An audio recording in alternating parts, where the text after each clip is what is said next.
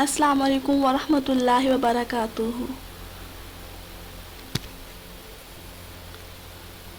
حدیث مبارک حضرت عثمان بیان کرتے ہیں، رسول اللہ صلی اللہ علیہ وآلہ وسلم نے فرمایا، تم میں سے بہترین شخص وہ ہے جس نے قرآن سیکھا اور دوسروں کو سکھایا۔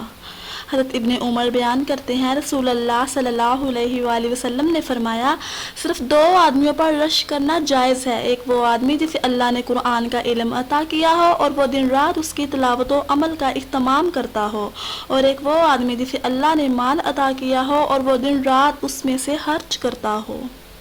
حضرت ابو موسیٰ بیان کرتے ہیں، رسول اللہ صلی اللہ علیہ وآلہ وسلم نے فرمایا، قرآن کی تلاوت کرنے والا مومن نارنگی کی طرح ہے، اس کی خوشبو بھی اچھی ہے اور وہ خوش ذائقہ بھی ہے، اور قرآن کی تلاوت نہ کرنے والا مومن کھجور کی طرح ہے،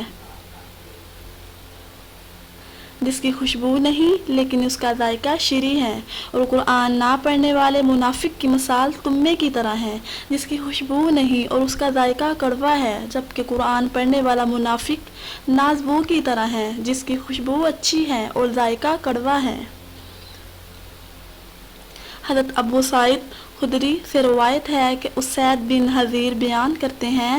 کہ ایک دفعہ وہ رات کے وقت سورہ بقرہ تلاوت کر رہے تھے اور ان کا گھوڑا ان کے پاس بندھا ہوا تھا کہ گھوڑا اچانک اچھلنے لگا، وہ خاموش ہو گئے تو وہ گھوڑا بھی ٹھہر گیا، انہوں نے پھر پڑھا تو گھوڑا پھر اچھلنے لگا،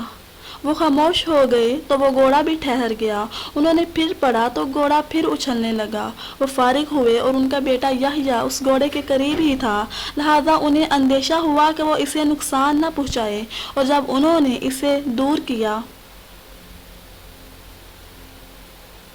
اور آسمان کی طرف سر اٹھایا تو سابان سا دکھائی دیا جس میں چراغوں کی طرح روشنی تھی۔ جب صبح ہوئی تو انہوں نے نبی کریم صلی اللہ علیہ وآلہ وسلم کو بتایا تو آپ نے فرمایا، ابن حضیر پڑھ، ابن حضیر تم پڑھتے رہتے۔ انہوں نے عرض کیا، اللہ کے رسول، مجھے اندیشہ ہوا کہ اگر میں پڑھتا رہتا تو وہ یحییٰ کو رونق ڈالتا، کیونکہ وہ اس کے قریب تھا، لہٰذا میں اس کی طرف متوجہ ہو گیا۔ میں نے اپنا سر آسمان کی طرف اٹھایا تو اوپر سائبان کی طرح کوئی چیز تھی اور اس میں چراغوں جیسی کوئی چیز تھی۔ میں باہر نکلا حتیٰ کہ میں نے اس روشنی کو نہ دیکھا۔ آپ صلی اللہ علیہ وآلہ وسلم نے فرمایا، تم جانتے ہو وہ کیا تھا؟ انہوں نے عرض کیا، نہیں۔ فرمایا، وہ فرشتے تھے جو تمہاری آواز کے قریب آ گئے تھے، اگر تم پڑھتے رہتے تو وہ وہی رہتے اور لوگ انہیں دیکھ لیتے اور وہ ان سے مخفی نہ رہتے۔ حضرت ابو ہریرہ بیان فرماتے ہیں، رسول اللہ صلی اللہ علیہ وآلہ وسلم نے فرمایا، اپنے گھروں کو قبرستان نہ بناؤ، کیونکہ جس گھر میں سورہ بقرہ کی تلاوت کی جائے وہاں سے شیطان بھاگ جاتا ہے۔ حضرت ابو امامہ بیان کرتے ہیں، میں نے رسول اللہ صلی اللہ علیہ وآلہ وسلم کو فرماتے ہوئے سنا، قرآن پڑھا کرو، کیونکہ وہ روز قیامت اپنے پڑھنے والوں کے لیے سفارشی بن کر آئے گا۔ سورہ بقرہ اور سورہ آل عمران دو چمکتی ہوئی روشن صورتوں کو پڑھو، کیونکہ وہ قیامت کے دن اس حال میں آئیں گی گویا کہ وہ دو بادل ہیں یا دو سائبان ہیں یا پرندوں کے غول ہیں جو صفیں باندھے ہوئے اپنے پڑھنے والوں کے حق میں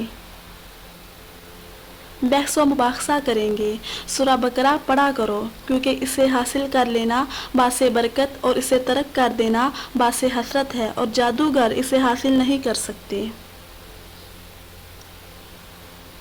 حضرت ابن عباس بیان کرتے ہیں، رسول اللہ صلی اللہ علیہ وآلہ وسلم نے فرمایا، جس شخص کے پیٹ یعنی دل میں قرآن کا کچھ حصہ نہ ہو وہ بے عباد گر کی طرح ہے۔